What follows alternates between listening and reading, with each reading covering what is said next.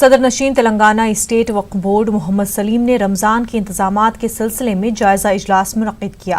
नामपली हज हाउस में मुनक्किदा इजलास में मौलाना सईद शाह अकबर, निजामुद्दीन साबरी, मौलाना मोहम्मद हसामुद्दीन सानी, जाफर पाशा, मौलाना सईद निसार हुसैन हैदर आगा, मुस्लिम स्कॉलर्स, महकमे आबरसानी, महकमे बिजली, अजीम तर बल्दिया हैदराबाद, महकमे पुलिस के अलावा दीगर मौजूद थे।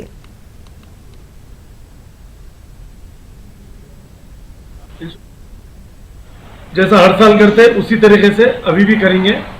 इफ्तार कर रहे बोलकर वहां पर पूरे एरिया में जो है ना गार्बेज लिफ्टिंग 2 टाइम होना बोल के हम लोग उन लोगों को इंस्ट्रक्शन दिए और इंशाल्लाह ताला 2 टाइम ये लिफ्टिंग होगा, गार्बेज भी और इलेक्ट्रिक भी जो है ना कभी बंद नहीं होगा। इलेक्ट्रिक में भी जो है ना mobile transformer 27 mobile transformer ready हो गए और पूरी तरीके से लाइट गई तो जो है ना एडी वगैरह रिस्पांस नहीं देते बोल के ऐसा कंप्लेंट है, मगर पूरे लोग रिस्पांस देंगे और इमीडिएट जो है ना सर्विस देंगे और लाइट कभी बंद नहीं होंगी। और वाटर वर्क्स भी जो है ना पानी अगर बाद एरियो में नहीं आ रहा तो वहां पर टैंकर से सप्लाई करेंगे पानी और कोई चीज की कमी नहीं होगी। और डेयरी डेवलपमेंट से भी जो है ना दूध बराबर सप्लाई होगा और मिल्क जो है ना बराबर सप्लाई होगा और कोई चीज की कमी नहीं रहेगी। और ये कोरोना वायरस की वजह से कोविड-19 की वजह से मस्जिदों में भी जो है ना 4 से 5 मेंबर ही नमाज पढ़ना है, इफ्तार भी 4 से 5 मेंबर और तरावी भी 4 से 5 मेंबर ही पढ़ लेना है। के अमाउंट से जो देना है वक्फ से ही किट्स जाएंगे, वो भी गवर्नमेंट के गाइडलाइन आने वाले, आने के बाद 1-2 दिन में हम अनाज का भी बराबर यहाँ से किट्स देंगे। हम कोरोना पे तेलंगाना वक्फ बोर्ड के सदर नशीन मोहम्मद सलीम ने कोरोना के शुबे में मरने वालों को कब्रिस्तानों में तदफीन की इजाजत नहीं देने की मजम्मत की है। उन्होंने कहा कि तेलंगाना में कोरोना के लिए कोई खास कब्रिस्तान नहीं है, तमाम कब्रिस्तानों में मैयत की तदफीन मुफ्त है। उन्होंने खिलाफ वर्जी करने वालों पर सख्त कार्रवाई का इंतबाह दिया।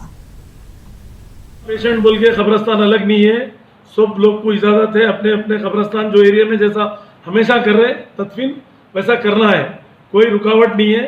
सब ये गलत बात है। मुतवल्लियों से भी मेरी अपील है, कमेटी वालों से भी मेरी अपील है कि आप लोग तदफीन को रोकिए मत। महल्ले वालों से भी मेरी अपील है कि आप लोग कोई भी मौता को ऐसा नहीं कर सकते, इस्लाम में ऐसा नहीं है। कैसे मरे क्या मरे आपको क्या मालूम है, आप तदफीन ही है, उसको जो है ना एहतराम करके उसको इमीडिएट जगह दे दीजिए और फ्री सर्विस देना है, तदफीन से पैसे नहीं लेना है। अभी नहीं, हमेशा से हमारा नारा है कि इसको जो है ना फॉलो करना है सब लोग, अगर नहीं करेंगे तो उस पर एक्शन लेंगे हम। तेलंगाना में कोरोना वायरस के मस्बत मामलों में इजाफे की रफ्तार कम हुई है। गुज़िश्ता रोज सिर्फ 15 मामले सामने आए हैं। हेल्थ बुलेटिन में बताया गया GHMC हदूद में 10 नए मामले, सूर्यापेट में 3, गढ़वाल में 2 मामले दर्ज किए गए हैं। रियासत में मरने वालों की तादाद 24 हो गई है। रियासत में जुमला 943 मामले दर्ज किए गए हैं। 725 मरीज ज़ेर इलाज हैं। ज्यादातर कोरोना मरीजों का ताल्लुक GHMC हदूद से है। वज़ीर-ए-आला KCR ने कोरोना का जायजा इजलास मुनक्किद किया। उन्होंने उम्मीद जाहिर की कि रियासत में मुहलक वायरस फैलने के इम्कानात कम है। हुकूमत ने मौसर इक़दाम किए हैं और जिसके अच्छे नताइज सामने आ रहे हैं। उधर मरकजी हुकूमत ने तेलंगाना के 8 अजला को कोरोना फ्री करार दिया है।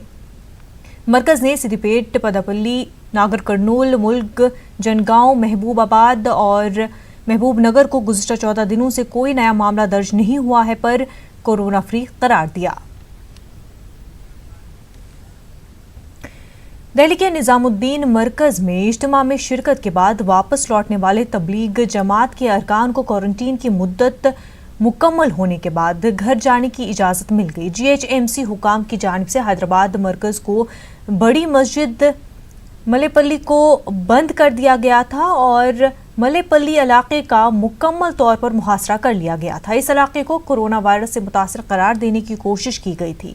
तबलीगी जमात के अरकान के साथ ट्रेन में सफ़र करने वाले 2 गैर मुसलमानों को जिनका ताल्लुक कामारेड्डी से है, हैदराबाद के मरकज में क्वारंटीन रखा गया था। ओल्ड मलकपेट में वाक़ई इदारा मिलिया से भी तबलीगी जमात के अरकान को घर जाने की इजाज़त दे दी गई।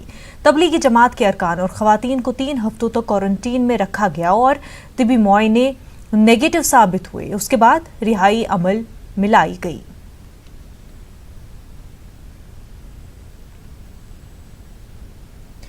कुरैशी बरादरी और गोश्त के कारोबारी अफराद ने मटन की कीमतों में इजाफा करने की इतलात को मुस्तरद कर दिया है। उन्होंने कहा कि गोश्त के ताजिर होलसेल में इजाफा कीमत देकर खरीद रहे हैं, इसलिए गोश्त की कीमत ज्यादा हो गई है। दुकानदार अपनी जानिब से कीमतों में इजाफा नहीं किया। उन्होंने GHMC टास्क फोर्स और दीगर महकमों की जानिब से मटन शॉप्स पर छापेमारी की मजम्मत की है और हरासा नहीं करने की अपील की। ताजिरों ने हुकूमत से बकरे फराहम करके कीमत मुकर्रर करने की अपील की है। वो बकरे जो है ना सप्लाई गवर्नमेंट की तरफ से क्यों नहीं कर रहे हैं? आप 500 रुपए से गवर्नमेंट के रेट से हमको जो है ना दीजिए, हम 600 रुपए बेचने को तैयार है। क्योंकि जब बकरा 10 किलो वेट होता तो उसको 100 ग्राम वेस्टेज जाता। आज जियागुड़ा मंडी के अंदर जो मुंडेदार रजिस्ट्रेशन होता, आप उनको जाके रोकिए, उनको जाके नोटिस दीजिए। मार्केट के अंदर 720 जब उन्हें लाएंगा, उसके पीछे जो है ना स्लैटरिंग फीस है, फिर उसके बाद दुकान पे लेबर खर्चा है, पेट्रोल खर्चा है, दुकान का रेंट है, फिर उसका खुद का है। आखिर ये कैसा होगा ये? जबकि आपको कारोबार का इल्म नहीं है। आप लोगों को जो है ना ये हालात में ग्रोसरीज में आता, KCR साहब बोले कि भाई आवाम को जो है ना गोश्त खिलाओ तो हम गोश्त खिला रहे हैं। आप नोटिफिकेशन जारी कर दीजिए, बंद कर दो तो हम बंद करने तैयार है। हम हुकूमत का साथ देने तैयार है। हम हमारी जान पे खेल के, हमारी फैमिली को जो है ना उसमें डाल के हम कारोबार करके लोगों को जो है ना इम्यूनिटी बढ़ना बोल के गोश्त खिला रहे हैं। तो पुलिस डिपार्टमेंट सप्लाई करो बकरे हमारे को, हम जो है ना बेचने के लिए तैयार है। मैं खुसूसन वेटनरी CO से भी, GHMC कमिश्नर से और KCR साहब से, KTR साहब से मुतालबा कर रहा हूं कि हमारे को जो खुरैशियों को परेशान मत करिए, ना काम करने दीजिए, नहीं तो हम पूरा टोटली हैदराबाद, ग्रेटर हैदराबाद के हद तक पूरा दुकान हम खुद जो है ना बंद कर लेकर बैठ जाएंगे अगर हमको तकलीफ देंगे। नहीं तो मैं आप चैनल के जरिए बोल रहा हूँ, टास्क फोर्स की टीम जो है ना ऐलान कर रही है, मैं उनको बोल रहा हूँ आप आधी तनख्वाह लेकर काम करो। करते क्या देखता हूं मैं? पेट पे पैर नक्को रखो साहब, नहीं तो हम पूरा बंद करके बैठ जाते। जरूरत नहीं अनाज। तेलंगाना में कोरोना की जांच के लिए मोबाइल टेस्टिंग लैब तैयार किया है। DRDO ने रिकॉर्ड वक्त सिर्फ 15 दिनों में मोबाइल लैब तैयार किया है। आमतौर पर इस तरह का लैब तैयार करने के लिए 6 महीने का वक्त लगता है। कंटेनर में तैयार किए गए मोबाइल टेस्टिंग लैब में बैनुल-अक़वामी मयार की तमाम सहूलत मैसर है। एक दिन में 1000 नमूनों की जांच हो सकती है। इस मामले पर DRDO के सीनियर साइंसदान श्रीनिवास राव से बात की हमारे नुमाइंदे संजय तिवारी ने। ये लैब तैयार हुई, क्या खास बात है इसकी और क्या आपके दिमाग में मेन टारगेट था कि इस लैब में जो होना चाहिए? अभी कोविड-19 की जो भी टेस्टिंग है, स्क्रीनिंग है और डायग्नोसिस करना है, उसके लिए आपको ये इंटरनेशनल गाइडलाइंस के मुताबिक होता है कि हम बायोसेफ्टी एनवायरनमेंट में करना है। और बायोसेफ्टी में भी लेवल्स होते हैं। अभी ये लेवल 3 में बनवाया है। लेवल 3 का मतलब बाहर से अंदर का प्रेशर मिनिमम 30 पास्कल्स का डिफरेंस रहता है। मतलब बाहर का प्रेशर से अंदर का प्रेशर कम होना चाहिए। सो नेगेटिव प्रेशर चैम्बर बोलते हैं। और अंदर से जो भी है इसको फिल्टर करते हैं, मतलब HEPA फिल्टर्स बोल के लगते हैं। मतलब जो भी बाकी वायरस है वो नहीं रहेगा। सिर्फ जो सैंपल हम लेंगे वो करेक्ट सैंपल बाहर आएगा। और जो भी सैंपल भी चेक करते बाहर कुछ भी नहीं आएगा। इसको 100% सेफ्टी एनवायरनमेंट में लोग टेस्ट करना पड़ता है। और ये भी जो फैसिलिटी ऐसा बनवाया गया है कि कम से कम 1000 सैंपल्स कर सकते हैं एक आदमी। एक दिन में आप इस लैब में 1000 सैंपल कर सकते हैं वैसे। ये तो मैं मिनिमम बोल रहा हूँ। जो एफिशिएंसी है वो बिल्ड होता है, उसके ऊपर कितना ज़्यादा हो सकता है वो ऑगमेंटेशन में कर सकते हैं। और ये नॉट ओनली फॉर इनिशियली वो वहाँ पे एनालिसिस कर लेंगे, फिर बाद में दूसरा भी चैम्बर है। दूसरे चैम्बर में बाकी का RT-PCR टेस्टिंग बोलते हैं वो कर सकते हैं। दैट मतलब उन लोग ESIC के जो वायरोलॉजिस्ट है, डॉक्टर्स है, हमें कुछ स्पेसिफिकेशंस दिया गया है कि हमें ऐसे 2 चैम्बर चाहिए। सर क्या इस लैब को जो है वो इंडियन इंस्टीट्यूट ऑफ वायरोलॉजी जो है उससे इसकी मान्यता है? आपकी इस लैब से जो रिपोर्ट होगी वो क्या वैलिड मानी जाएगी? क्या इसकी हम इसको जो भी स्टैंडर्ड्स है, DRDO का सिस्टम देता है। DRDO का काफ़ी इंटरनल रिव्यू होता है। कुछ भी हम डिज़ाइन करते हैं ऐसे ही बाहर नहीं आएगा। हमारा इंटरनल रिव्यू है। हमारा इंटरनल रिव्यू स्ट्रक्चर में रिव्यू हुआ है। जो कंपनी जो बनाया है इसको, जो आईक्लीन है, तो कंपनी ऑलरेडी ऐसे लेबोरेटरीज, सिविल लेबोरेटरीज बना चुका है। मतलब एक्सपर्टीज जो बनवाया ऐसा कंपनी का भी एक्सपर्टीज है। और जो भी स्टैंडर्ड गाइडलाइंस के चेकलिस्ट है, मुताबिक चेकलिस्ट है, चेकलिस्ट के हर पॉइंट को हम रिव्यू करके वो चेकलिस्ट को इंश्योर किए कि वो चेकलिस्ट मीट होता है। दैट मीन्स हम जो एनवायरनमेंट क्रिएट किए वो environment is suitable for as per the international standard requirements. Sir ये मूवेबल है, इसका क्या फायदा आप देख रहे हैं और ऐसे कितने और लैब बनाने का कुछ प्लान है क्या डीआरडीओ के पास? नहीं, हमारा डीआरडीओ जनरली डेवलपमेंट करती है, हम तो डेवलपमेंट कर दिए हैं। ऐसा मोबाइल में करना है बोल के आइडिया करके डेवलपमेंट कर दिए। मोबाइल का मुताबिक क्या है ना, कहीं रिमोट लोकेशन जाना है तो रिमोट लोकेशन इमीडिएटली 2 ट्रक में, अभी देखो 2 ट्रक में इधर लेके आके रख दिए। आप जेके कितना एनवायरनमेंट में हम लगा दिए, ऐसा कहीं भी लगा जा सकता है। इंडिया में कहीं भी लेके जाओ इसको लगा सकते हैं, ये एडवांटेज है। बहुत बहुत धन्यवाद सर। तो कुल मिला के ये जो लैब बन के तैयार हुआ, खास बात यह है कि ये मूवेबल है, ये कहीं भी जा सकता है। एक ट्रक में, एक लॉरी में इसको रखा जा सकता है और आप देखें कि यहाँ से इसको उठा के किसी ट्रक में रख दिया गया और फिर इसको किसी भी डिस्ट्रिक्ट में भेज दिया जा सकता है या कोई भी रिमोट एरिया में भेज सकते हैं जहाँ टेस्ट करना या ज़्यादा संख्या में टेस्ट करना ज़रूरी है, तेज़ी से टेस्ट करना ज़रूरी है।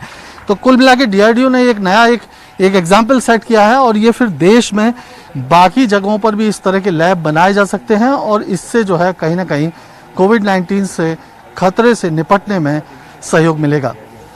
कैमरामैन एडविन के साथ संजय तिवारी, न्यूज़ 18 हैदराबाद।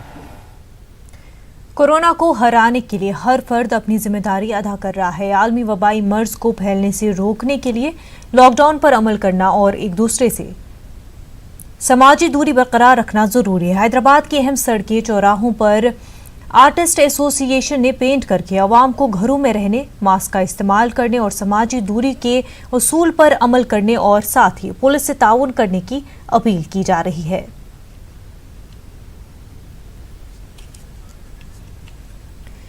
हैदराबाद के मजाफाती इलाके मीरपेट अलमासगुड़ा के SBI कॉलोनी में एक खानदान के 4 अफराद ने इज्तिमाई खुदकुशी की है। मीरपेट पुलिस को एक खुदकुशी नोट मिला है जिसमें खुदकुशी की वजह माशी तंगी बताई जा रही है। उन्होंने सुसाइड नोट में पोस्टमार्टम नहीं करने की ख्वाहिश जाहिर की है। महलूकीन में 55 साला स्वर्णाबाई, 30 साला बेटा हरीश, 25 साला दूसरा बेटा गिरीश और 23 साला बेटी स्वप्ना शामिल है। LB नगर DCP ने मौके पर पहुंचकर जायजा लिया। लाशों को गांधी अस्पताल मुंतकिल किया गया। मीरपेट पुलिस ने मामला दर्ज कर लिया है। बताया जा रहा है कि अरकान खानदान ने अलग अलग खुदकुशी की। बड़े बेटे ने तीनों की लाशों को हॉल में रखा और खुद भी फांसी लगा ली। उनका आबाई मकाम वकाराबाद बताया गया है। पुलिस मामले की जांच कर रही है।